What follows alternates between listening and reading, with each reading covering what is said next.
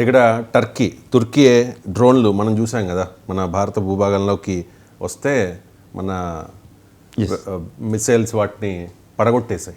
చాలా చోట్ల దొరికాయి టర్కీ డ్రోన్లు. ఈ టర్కీ డ్రోన్లు చాలా దొంగతనంగా, టర్కీ అఫీషియల్గా ఈ యుద్ధానికి ముందు ప్రకటించలేదనుకుంటా. ఒక విమానం వస్తే మేము ఏదో ఫ్యూయల్ నింపుకోవడానికి దిగాము అని చెప్పారు తప్ప ఓపెన్గా చెప్పలేకపోయారు అప్పుడు. కానీ ఇప్పుడు ఓపెన్ అయిపోయారు. టర్కీ అధినేత, టర్కీ అధ్యక్షుడు మీకు సదా అండగా ఉంటాము అని చెప్పేసి. సో టర్కీని బ్యాన్ టర్కీ అని చెప్పి, బాయ్కాట్ టర్కీ అని చెప్పి ఒకటి ట్రెండ్ సోషల్ మీడియాలో హ్యాష్ట్యాగ్తో ఇదవుతోంది. చాలామంది టర్కీకి వెళ్ళే టూరిస్టులు కూడా క్యాన్సిల్ చేసుకున్నారు. అజర్బైజాన్, టర్కీ వెళ్ళే వాళ్ళందరూ కూడా క్యాన్సిల్ చేసుకున్న పరిస్థితి కనిపిస్తోంది. ఎందుకు ప్రపంచ దేశాలన్నీ కూడా భారత్కి మద్దతు ఇన్ ద సెన్స్ అంటే ఓపెన్ డైరెక్ట్గా సపోర్ట్ చేయకపోయినా ఉగ్రవాదానికి మీరు బలవుతూ ఉన్నారు అని చెప్పి సానుభూతి వ్యక్తం చేస్తే, టర్కీ మాత్రం పాకిస్తాన్కి సపోర్ట్ చేస్తోంది. ఎందుకు పాకిస్తాన్ అంటే టర్కీకి అంత పిచ్చి అంటే ఏం చెప్తారు?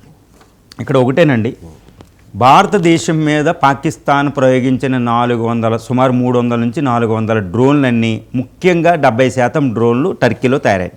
టర్కీ డ్రోన్లు తయారు చేయడంలో అత్యాధునికమైన డ్రోన్లు టర్కీలో తయారవుతాయి శాస్త్ర సాంకేతిక పరంగా.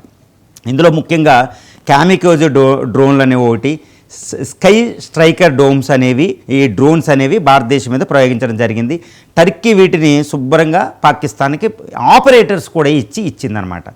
దీనికి ప్రతిస్పందనగా భారతీయులు, ముఖ్యంగా భారత ప్రభుత్వం ఎక్కువ ఇన్వాల్వ్ అయ్యింది. భారతీయులు ఎస్పెషల్లీ మహారాష్ట్రలో పూణే, ముంబాయి వ్యాపారవేత్తలు ఏం చేస్తున్నారు అంటే యాపిల్ని బహిష్కరించారు. రెండోది టర్కీ ప్రొడక్ట్ యాప్రికాట్ ఒకటి ఉంటుంది. ఇక టర్కీ టూరిజం మెయిన్ అనమాట. టర్కీలో 8% జీడిపి ఒక టూరిజం నుంచి వస్తుంది.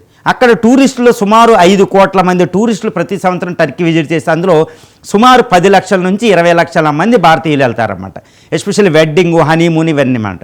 ఇప్పుడు భారతీయులకి ఒకే చికాకు వచ్చి టర్కీని బ్యాన్ చేసి పడేశారు. కానీ టర్కీ రెసెప్ తయ్యబ్ ఎర్డోగాన్ ఏమంటున్నారు, నిన్న కూడా మళ్ళీ పిచ్చిగా ఏమంటున్నారు, మీరు ఏం చేసినా మేము ఎప్పుడు పాకిస్తాన్తోనే ఉంటాం, మా మిత్రదేశం పాకిస్తాన్ అంటారు. ఇంత పిచ్చిగా ఎందుకుంటాడు? ఆర్థిక ప్రయోజనాలు కాదని. భారతదేశం ఇది ప్రపంచంలో అత్యధికంగా వేగంగా అభివృద్ధి చెందుతున్న దేశం. దీంతో ట్రేడ్కి యూరోపియన్ యూనియన్, అమెరికాలే పోటీ పడుతున్నాయి. చైనా కూడా కాలబేరానికి వచ్చి మరీ ట్రేడ్ ఆడుతుంది.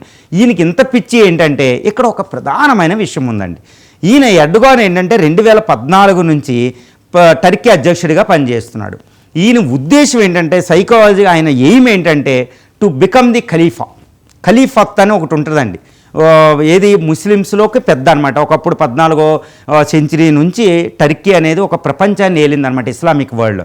అక్కడ ఖలీఫత్ అని ఒకటి ఉంటుంది. ఈ పదవిని ఆయన అంగీకరించాలి. రెండోది ఈ ఖలీఫత్ని మళ్ళీ పునరుద్ధరించడం అంటే ఆయన ఏము, టర్కీని ఇస్లామిక్ వరల్డ్ని కేంద్రం చేయడం ఇస్లామిక్ వరల్డ్కి. అందుకే ఇస్లామిక్ దేశాల్లో నా పేరు పైకి వెళ్ళాలి అని పాలస్తీనా ఈ ఉగ్రవాద సంస్థలన్నిటితో సంబంధాలు పెట్టుకుంటాడు ఆయన. అందుకని పాకిస్తాన్ ఎంత పిచ్చి పని చేసినా, ప్రపంచ చట్టాలకు వ్యతిరేకమైన ఆయన ఉద్దేశం అనుకూలంగా పాకిస్తాన్ సపోర్ట్ చేస్తాడు ఆయన.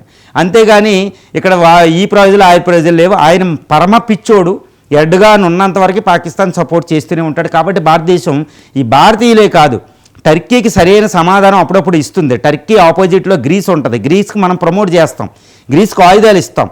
అజర్బైజాన్కి అది సపోర్ట్ చేస్తే మనకి అజర్బైజాన్తో యుద్ధం చేసి అర్మేనియాకి మనం బ్రహ్మోస్ మిసైల్స్, ఈ పినాకా రాకెట్స్ ఇస్తున్నాం.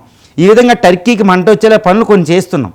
టర్కీని మనం ఎంత ప్రాధేయపడినా, ఎంత అడిగినా, ఈ టర్కీ 2023లో మనం భూకంపం వస్తే మనం సహాయం చేసిన మోడీ గారు మాట్లాడినా ఆయన పట్టించుకోడండి. ఆయన పిచ్చి పాకిస్తాను ఖలీఫత్ అవ్వడం, పెద్ద మత ప్రవక్త అయిపోయి ప్రపంచానికి మత ప్రవక్త అవ్వడం ఎర్డోగాన్. కాబట్టి ఆయన పిచ్చోడే.